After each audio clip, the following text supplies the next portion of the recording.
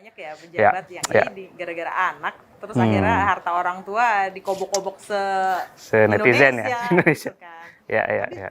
apa sih Mas yang Mas Agia lihat secara Ya, psikologis ketika ada pejabat yang memang gemar hidup mewah? ya.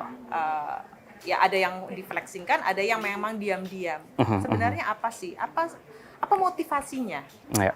Gitu. Ya, untuk motivasi mungkin dari orang tuanya sendiri yang berlatar belakang ya mungkin pejabat publik gitu ya. Mungkin beberapa hipotesanya adalah dia ingin menunjukkan hard work-nya dia gitu ya. Karena kita tahu bahwa mungkin untuk generasi yang X gitu ya atau boomers ke atas, hard work itu jadi satu social currency gitu ya, atau bagaimana orang itu menilai diri seseorang yang lain gitu. Wah, dia kerja keras sampai di posisi jabatan sekarang gitu ya. Padahal kita tidak tahu gitu ya bagaimana dia bisa sampai di posisi tersebut gitu ya. Bagaimana proses karir mereka kita tidak tahu, tapi itu salah satu motivasi untuk menunjukkan juga bahwa ini hasil kerja keras yang saya lakukan gitu ya. Nah, tentu saja itu hal yang netral ya, tidak baik dan tidak buruk juga gitu, sah-sah saja gitu. Tapi yang mungkin menjadi concern utama di sini adalah statusnya sebagai pelayan publik sebetulnya gitu ya. Jadi ada empati yang perlu disoroti juga gitu ya. Jadi jangan sampai kita tahu bahwa kesenjangan ekonomi masih tinggi gitu ya. Pasca pandemi pun masih banyak pekerjaan rumah gitu ya yang perlu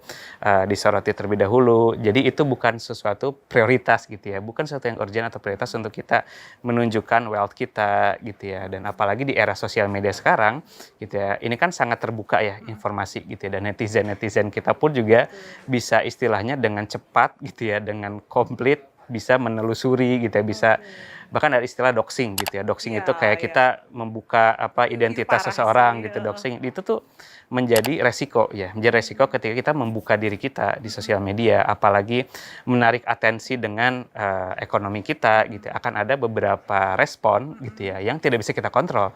Apalagi ketika respon tersebut berujung pada persepsi publik terhadap institusi tempat kita bekerja.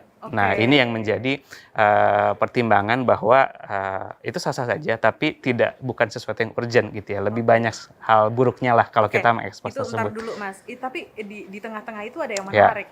Ini tanggung jawabnya adalah publik, pejabat publik ya. Jadi itu yang disorot masalah empati. Tetapi saya melihat kayak pengacara. Nah, kan ada ya yang image brandingnya adalah dia pengacara bling-bling gitu. Ini saya kelas pengacaranya kelasnya segini gitu.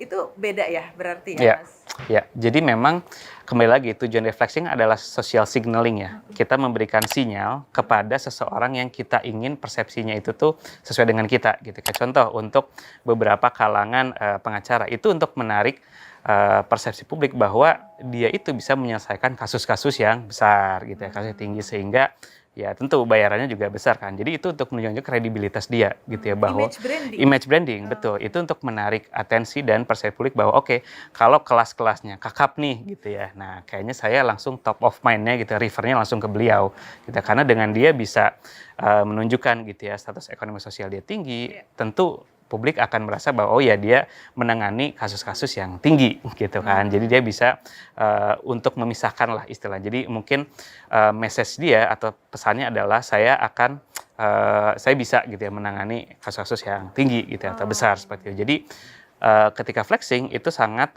personal ya. Jadi akan ada tujuan-tujuan pribadi atau spesifik gitu ya dari orang tersebut gitu. Jadi nah kembali kalau di pelayan publik, nah sayangnya kalau sebagai pelayan publik itu untuk masyarakat itu sangat general gitu. Makanya banyak persepsi yang tidak bisa kita kontrol kan sebetulnya seperti itu.